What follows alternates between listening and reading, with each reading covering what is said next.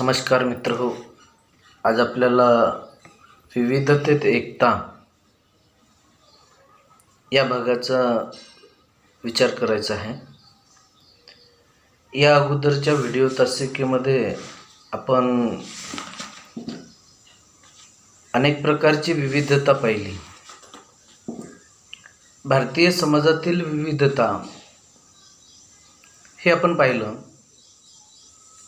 त्यामध्ये वांशिक विविधता, धार्मिक विविधता, भाषिक विविधता, प्रादेशिक विविधता, जातीय विविधता, वर्गविषयक विविधता आणि लैंगिक विविधता या विविधतेचा विचार आपण केलेला आहे.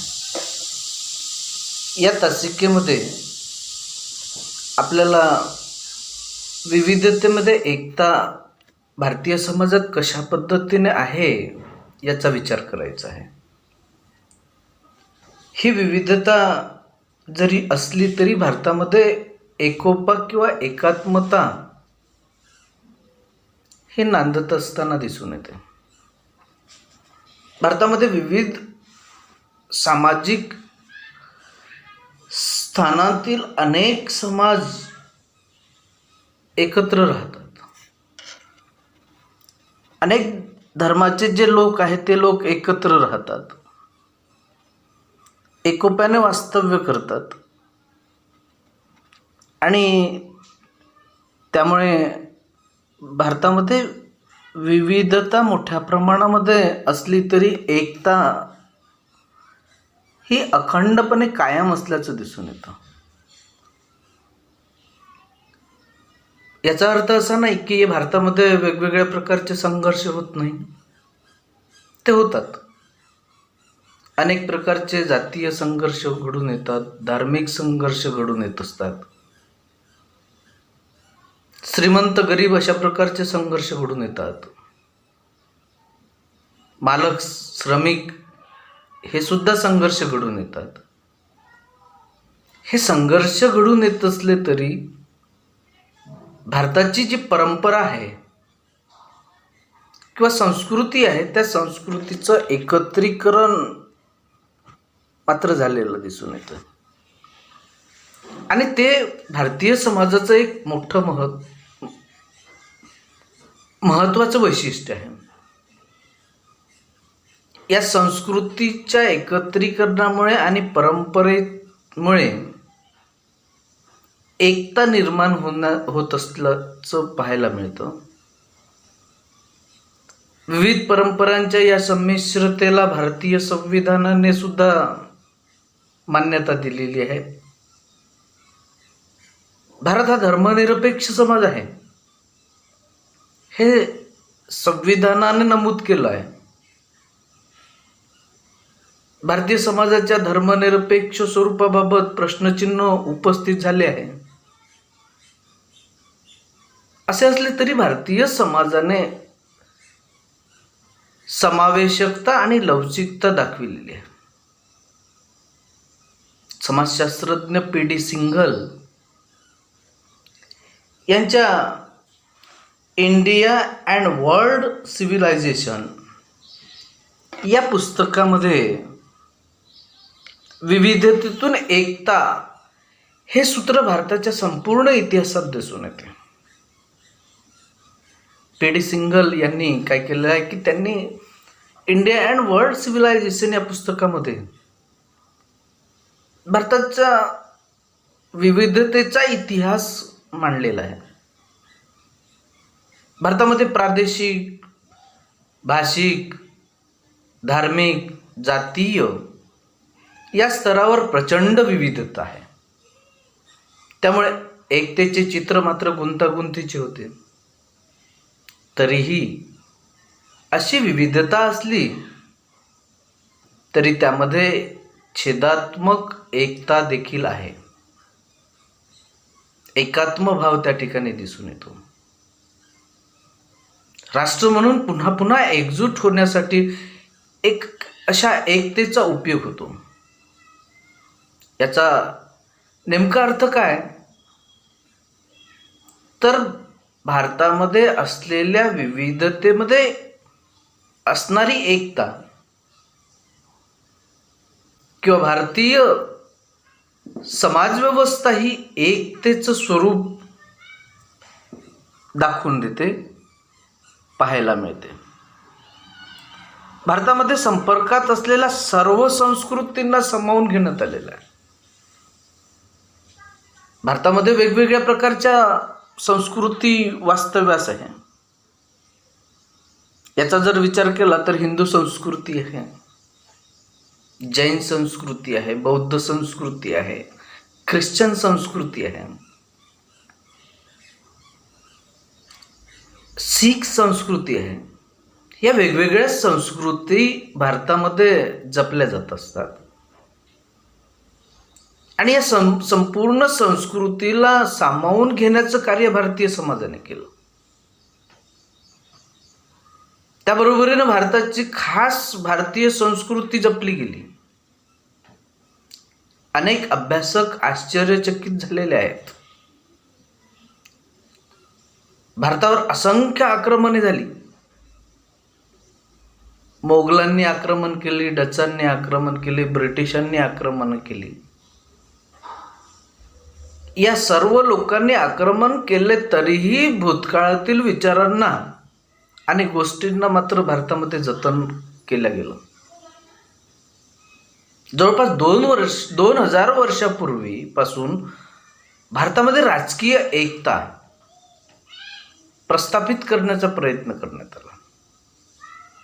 यामध्ये अशोक सम्राट असेल, हर्षवर्धन असेल, विक्रमादित्य असेल किंवा अकबर बादशाह असेल, या सर्वांनी काय केलं की भारतीय जी संस्कृती आहे ही टिकवून ठेवण्याचा प्रयत्न केला. भारतीय संस्कृतीचं जतन केलं आणि हे केलेलं जे जतन आहे त्या जतनामुळे आज भारतामध्ये एकात्मता दिसून येते आणि ही एकात्मता महत्वाचं पाऊल असल्याचं आपल्याला पाहायला मिळतं. विविध धर्म भारतामध्ये आहेत, विविध जातीचे लोक भारतामध्ये आहेत, विविध परंपरा भारतामध्ये जपल्या जात असतात. तरीही विविधतेखेरीज आज भारताने राजकीय लोकशाही पद्धतीचा स्वीकार केला आहे. यातूनच विविधतेत एकता हे सूत्र अधोरेखित झालेलं पाहायला मिळतं. आणखी एक महत्वाची बाब सांगता येते ती म्हणजे भारतीयांनी विविधतेकडे कधीही समस्या म्हणून पाहिलं नाही. याउलट त्याकडे एक अमूल्य ठेवा म्हणून पाहिलं. भारतामध्ये जी विविधता आपल्याला पाहायला मिळते ती विविधता एक समस्या नाही, तर अमूल्य ठेवा म्हणून आपण तो जतन केलेला पाहायला मिळतो. एकतेमध्ये विविधता आणि बहुविधता याला बहुलता सामावून घेण्याची क्षमता ही भारताची खरी ताकद आहे. एकत्रीकरण आणि विविधतेची प्रक्रिया समांतर आहे. हे सुदृढतेचे लक्षण आहे. हे सर्व साम्यवादी ऐक्याचे निदर्शक आहे. म्हणजेच भारतामध्ये वेगवेगळ्या प्रकारची विविधता आढळून येत असली तरी विविध संस्कृती, विविध परंपरा, रूढी, विविध धर्म, आचरण पद्धती, प्रादेशिक विविधता अशी विविधता असली तरी मात्र भारताची एक खरी ताकद एकत्रीकरण आणि विविधतेची प्रक्रिया समांतर असणे आहे. पी.डी. सिंगल यांच्या शब्दात जर सांगायचं झालं तर समाजातील एकतेची शक्ती रक्तातील लाल पेशींसारखी आहे. जसं रक्तामध्ये लाल पेशी आहेत या लाल पेशींसारखी समाजातील एकतेची शक्ती आहे. त्याचप्रमाणे त्याचे प्रमाण एका ठराविक पातळीपेक्षा वाढून किंवा कमी होऊन चालत नाही. हे संतुलन राखून ठेवण्याचं काम सोपं नाही. म्हणजेच रक्तामध्ये लाल पेशी ज्याप्रमाणे असतात त्याप्रमाणे भारतामध्ये सुद्धा विविधता आहे. लाल पेशींचं प्रमाण जर समजा रक्तातील वाढलं तर त्यामुळे त्याचे परिणाम शरीरावर होतात, आरोग्यावर होतात. कमी झाल्या तरीही त्याचा परिणाम होतो, जास्त झाल्या तरीही त्याचा परिणाम होतो. कमी झाल्या तर त्याचा वाईट परिणाम मोठ्या प्रमाणावर भोगावा लागतो. आणि हे संतुलन राखण्याचं कार्य भारतीय समाज व्यवस्था करत आहे. म्हणजे विविधतेमध्ये एकता राखण्याचं कार्य भारतीय व्यवस्था करत असल्याचं पाहायला मिळतं. भारतातील एकतेची प्रक्रिया जर पाहिली तर भारतामध्ये अस्तित्वात असणाऱ्या विविधतांचे उगमस्थान एकतेमध्ये आहे. अनेक बाबतीमध्ये एकता आपल्याला बघायला मिळते. तरीही मेरा भारत महान आपण म्हणतोच. भारत माझा देश आहे, सारे भारतीय माझे बांधव आहेत, माझ्या देशावर माझे प्रेम आहे. माझ्या देशावर माझे प्रेम आहे याचा अर्थ असा की भारतामध्ये प्रत्येक व्यक्ती एकतेच्या माळेमध्ये गुंतलेला आहे, एकतेमध्ये गुंतलेला आपल्याला पाहायला मिळतो. आणि म्हणून संयुक्त संस्कृती निर्माण झालेली आहे. त्याचे स्वरूप अखिल भारतीय आहे, जागतिक स्वरूपाचं आहे. एकता म्हणजे एकात्मभाव किंवा एकात्मभावाची जाणीव किंवा एकत्रीकरण होय. परंतु एकता म्हणजे एकसमानता नव्हे. भारतीयांच्या काहीशा एकसमान जीवन पद्धतीचा परिणाम म्हणून निर्माण झालेली एकता अनेक निरीक्षकांनी नोंदविलेली आहे. विविधतेतील एकता भूराजकीय क्षेत्रामध्ये, तीर्थक्षेत्रांच्या ठिकाणी, निवासाच्या परंपरेत, परस्परावलंबित्वाच्या परंपरेत, भावनिक एकोप्यामध्ये दिसून येते. या सर्व गोष्टी भारतामध्ये एकता निर्माण करण्याच्या दृष्टिकोनातून महत्त्वाच्या ठरल्या आहेत. भारतातील धार्मिक विविधता ध्यानात घेता धर्मनिरपेक्षतेची संकल्पना भारतीय संदर्भात महत्त्वाची ठरते. वेगवेगळ्या प्रकारचे धर्म भारतामध्ये अस्तित्वात आहेत. आणि हे धर्म अस्तित्वात असले तरी प्रत्येक धर्म आपल्या तत्वाला जपून दुसऱ्या धार्मिक तत्वाला जपण्याचं कार्य करत आहे. हे एक महत्त्वाचं कार्य एकतेच्या माध्यमातून भारतीय समाजात दिसून येतं. भारतामध्ये धर्मनिरपेक्षता म्हणजे सर्व धर्मातील लोकांच्या श्रद्धांप्रती आदर आणि सहिष्णुता बाळगणे. प्रत्येक धर्माबद्दलचा जो आदर आहे, स्वतःच्या धर्माला प्रत्येक लोक जपतात, परंतु इतरही धर्माची जी तत्व आहे त्या तत्वांना सुद्धा मानतात. लिव्ह अँड लेट लिव्ह अशा प्रकारची जीवनशैली, जीवन पद्धती भारतीय समाजामध्ये आहे. आणि प्रत्येक धार्मिक श्रद्धांप्रती लोकांमध्ये सहिष्णुता आहे, आदरभावना आहे. सर्व धर्म समान भाव भारतामध्ये निर्माण झालेला आहे. यातूनच सर्व धर्म समान भाव या शब्दातून एक उत्कृष्ट पद्धतीने आपल्याला भारतीय समाजामध्ये सर्व धर्म समभाव हा शब्द समजून येतो. भारतात कायम विविध श्रद्धांच्या व्यवस्था एकत्रित राहिल्या आहेत. त्यामध्ये कोणत्या तरी किंवा कोणतीही धार्मिक ओळख नसलेला लोकांचा स्वीकार, प्रथा अथवा पद्धतीचा स्वीकार अंतर्भूत आहे.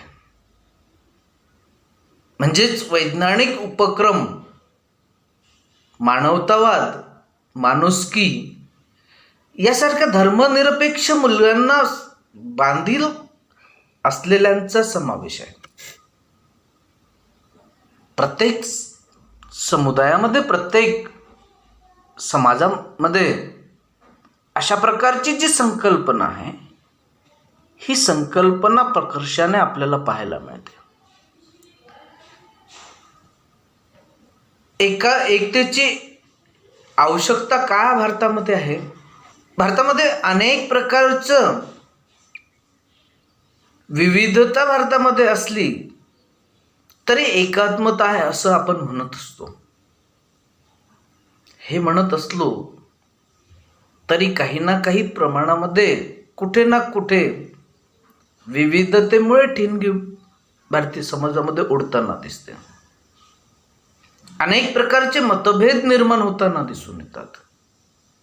मग त्या ठिकाणी राजकीय मतभेद असो, धार्मिक मतभेद असो, जातीय मतभेद असो किंवा प्रादेशिक मतभेद असो, हे सर्व जे मतभेद आहे हे जरी दिसत असले तरी भारतामध्ये एकता असल्याचं आपल्याला पाहायला मिळतं. आणि त्यामुळे एकतेची आवश्यकता असल्याचं निदर्शनास येतं. एकतेची आवश्यकता का आहे? तर सांस्कृतिक वारसा दृढ आणि संपन्न करण्याकरिता एकतेची आवश्यकता भारतामध्ये आहे. एकता भारतामध्ये आवश्यक असल्याचं दिसून येतं.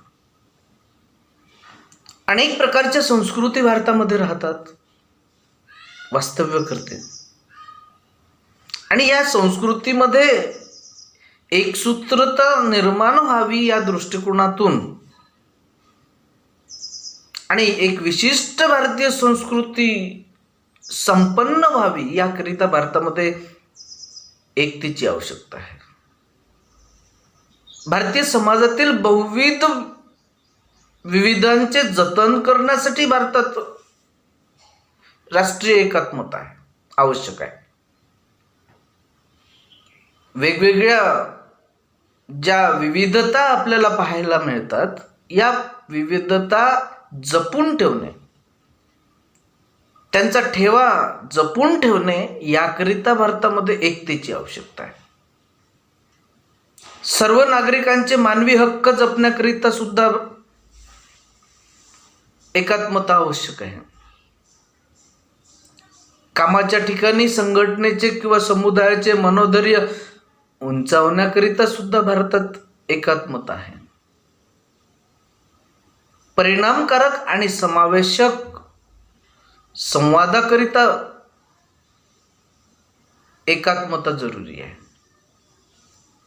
एकता जरुरी आहे. अनेक प्रकारच्या संघटना भारतामध्ये दिसून येतात. यामध्ये मतमतांतरे असतात. प्रत्येक संघटनांचे उद्दिष्ट वेगवेगळे असतात आणि हे संघटनेचे आणि समुदायाचे मनोधैर्य उंचावण्याकरिता एकात्मतेची गरज आहे. परिणामकारक आणि समावेशक संवादाकरिता सुद्धा भारतामध्ये एकात्मता जरुरी आहे. एकमेकांमध्ये संवाद घडून यावा. हा संवाद घडून येण्याकरिता एकता जरुरी आहे. सोबतच अनेक प्रकारचे जे संघर्ष निर्माण होत असतात, हे संघर्ष निवारण व्हावे याकरिता एकात्मता जरूर आहे. या संघर्षातून एक विकासात्मक दृष्टिकोन निर्माण व्हावा आणि संघर्ष विरून संघर्ष नाहीसा करणे हे एक उद्दिष्ट या एकतेचं आपल्याला पाहायला मिळतं. जाती, पंथ, लिंग, लिंगभाव, वर्ण, आर्थिक वर्ग, संस्कृतीच्या अपरोक्ष सर्वांचे कल्याण करण्याकरिता सुद्धा एकता आवश्यक आहे. या देशामध्ये असणाऱ्या विविध पंथ, जाती, लिंग, वर्ण, आर्थिक वर्ग या सर्व गोष्टींचे कल्याण व्हावं या दृष्टिकोनातून एकतेची गरज आपल्या देशात आहे. आपली भूमी आणि येथील रहिवाशांच्या समृद्धतेकरिता एकात्मता आवश्यक आहे. आपल्या देशामध्ये असणारे जे नागरिक आहेत हे जरी वेगवेगळ्या धर्माचे, पंथाचे, विचाराचे वेगवेगळ्या प्रदेशामध्ये वास्तव्य करीत असले तरी त्यांच्या समृद्धतेकरिता, त्यांच्या विकासाकरिता एकात्मता जरुरी आहे. राष्ट्रीय एकता आवश्यक आहे. भारतामध्ये राष्ट्रीय एकतेचा विचार करता आपल्याला असं लक्षात येतं की भौगोलिक एकता ही एक एकतेच्या दृष्टिकोनातून विचार करण्याजोगी बाब आहे. इतर सर्व देशांप्रमाणे भारताच्याही नैसर्गिक सीमा आहे. उत्तरेकडे हिमालय याच्या रांगा आहे, दक्षिणेकडे समुद्र आहे. भारताच्या विविध भागांमधून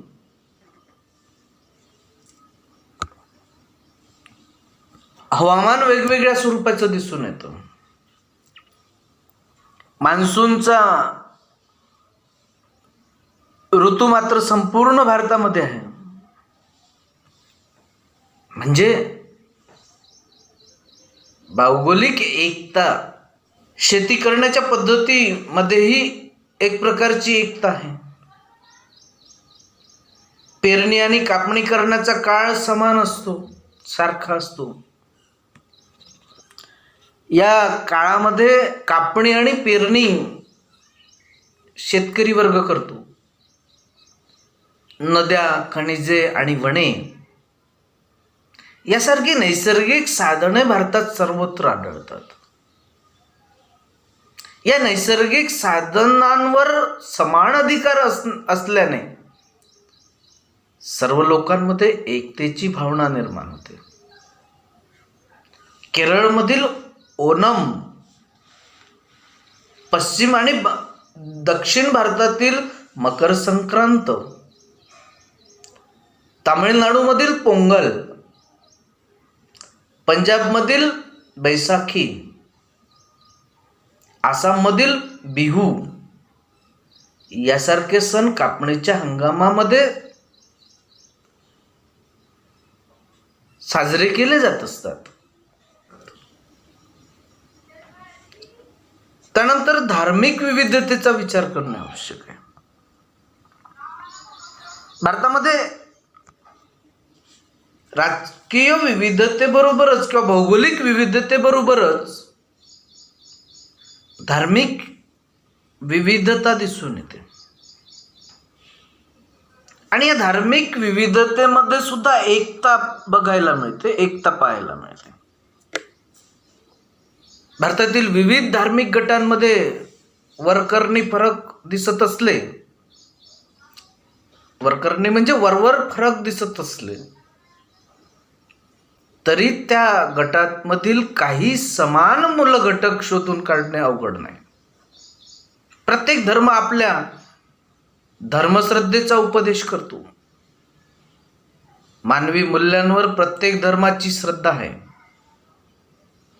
परोपकार, पवित्रता, प्रामाणिकपणा, साधेपणा, चांगुलपणा, दयाबुद्धी यासारखी जीवन मूल्य सर्व धर्मांमध्ये आहेत.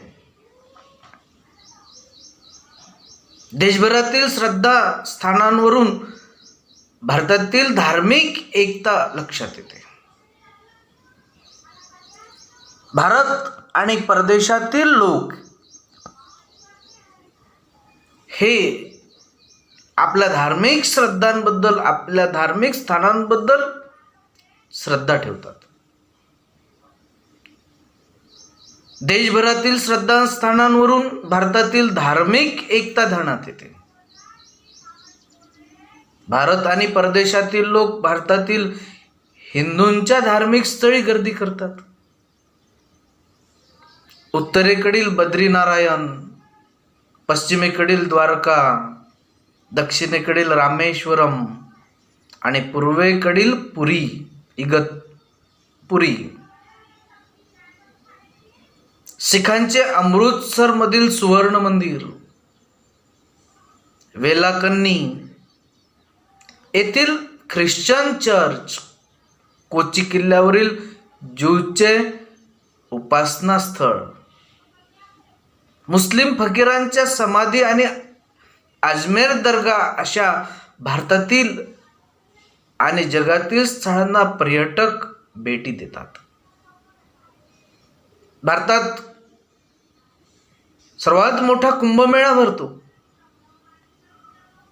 हा कुंभमेळा मदर मेरीची मेजवानी, कुरुक्षेत्र उत्सव, गणपती उत्सव, दुर्गापूजा उत्सव, त्रिशूरपुरम या स्थळांना जगभरातील सर्व श्रद्धांचे अनुयायी दरवर्षी भेटी देतात. व्यक्तींच्या धार्मिक पद्धती, धार्मिक उत्सव आणि सण वेगवेगळे असले तरी त्यातून भारतासारख्या अवाढव्य देशाची धार्मिक एकता प्रकट होते, धार्मिक एकता दिसून येते. म्हणजे या देशामध्ये अनेक धार्मिक उत्सव साजरे होत असले तरी प्रत्येक धर्माचे लोक प्रत्येक धर्माच्या उत्सवांमध्ये सहभागी होतात, धार्मिक स्थळांना भेटी देत असतात. जसं दिवाळी हा सण हिंदू संस्कृतीचा जरी असला तरी प्रत्येक जाती धर्माचा व्यक्ती दिवाळी सण साजरा करतो. ही एक धार्मिक एकता आहे. हे एक धार्मिक एकतेचं उदाहरण सांगता येतं. हे जे चित्र तुम्हाला दिसत आहे त्रिशूरपुरम उत्सव, हा केरळमध्ये साजरा करण्यात येतो. हा जो उत्सव आहे, हा उत्सव साजरा करत असताना प्रत्येक धर्माचे लोक या उत्सवामध्ये समाविष्ट होत असतात. प्रत्येक धर्मातील लोक या उत्सवामध्ये सामील होतात. यातूनच आपल्याला धार्मिक एकता ही लक्षात येते, धार्मिक एकता पाहायला मिळते. या बाबतीमध्ये सामाजिक एकतेमध्ये धर्माची फार मोठी भूमिका भारतीय समाजात असल्याचं निदर्शनास येतं. सर्व धर्मांनी सामाजिक एकता टिकवून ठेवण्याचं कार्य भारतामध्ये केलेलं आहे. एम.एन. श्रीनिवास यांनी सामाजिक एकत्रीकरणामध्ये व्यक्ती आणि समुदायांना जोडणारा एक दुवा म्हणून धर्माच्या भूमिकेचे परीक्षण केले. त्यांनी या संदर्भात 3 मुद्द्यांचा स्वीकार केला. 3 मुद्दे प्रकर्षाने मांडले. 1. ग्रामीण आणि इतर स्थानिक पातळ्यांवर भिन्न भिन्न जाती आणि धार्मिक गटांमधील नातेसंबंध. 2. देशाच्या आर्थिक विकासातील धर्माची सर्वसाधारण भूमिका. आणि 3. धार्मिक आणि आर्थिक सामाजिक लाभ. या 3 गोष्टी किंवा 3 मुद्दे हे एक दुवा असल्याचं सांगितलं. विविध समुदायांमध्ये एकमेकांशी आर्थिक आणि धार्मिक कामांमध्ये संबंध आहेत. देशभर पसरलेले विविध समुदाय आणि त्यांच्या विविध आर्थिक कार्यामुळे समाजाच्या एकत्रीकरणाची प्रक्रिया अधिक सशक्त झालेली आहे. यामध्ये राजकीय एकता सुद्धा आपल्याला दिसून येते.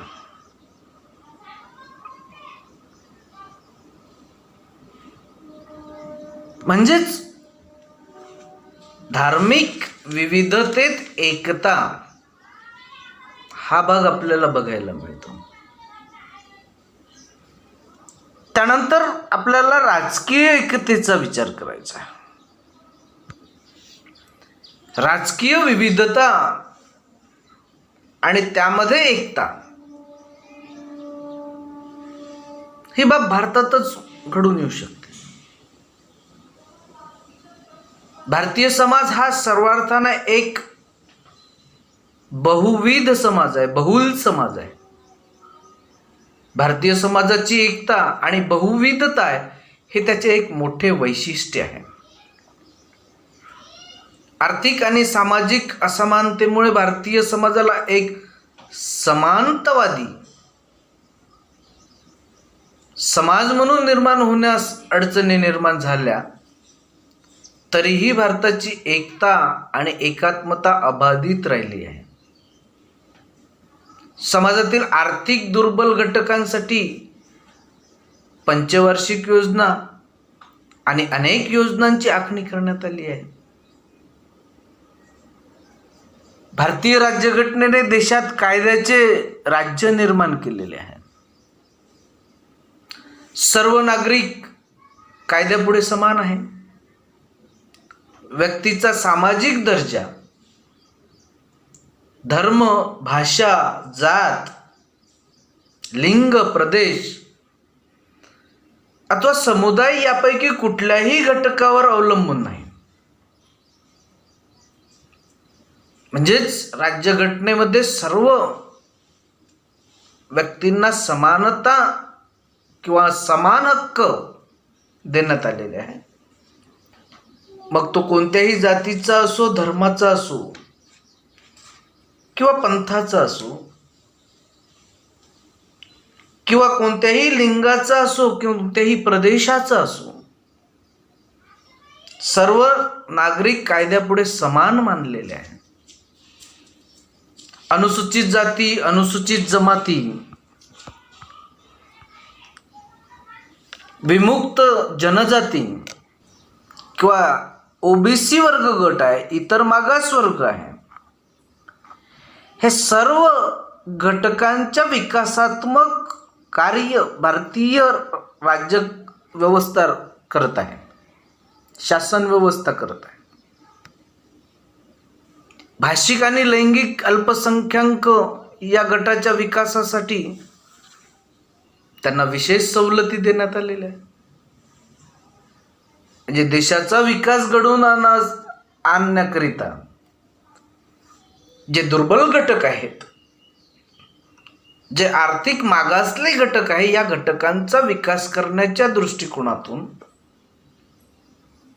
अनुसूचित जाती, जमाती, विमुक्त जनजाती, इतर मागासवर्ग,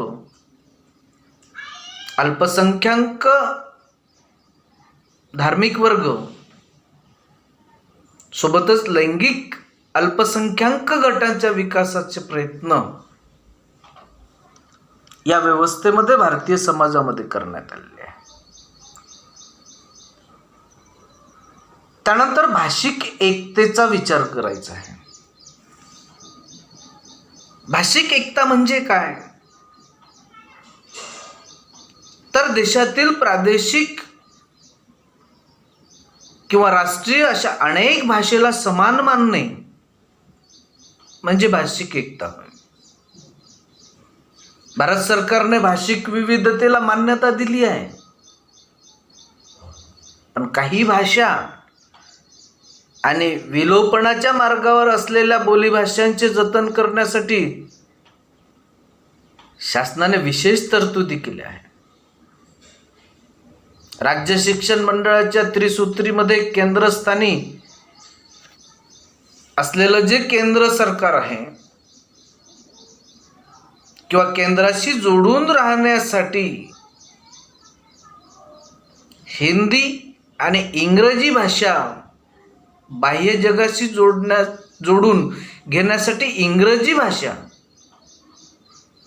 आणि राज्यांची संपर्क करण्यासाठी प्रादेशिक किंवा स्थानिक भाषा अशी ही त्रिसूत्री तयार केलेली आहे.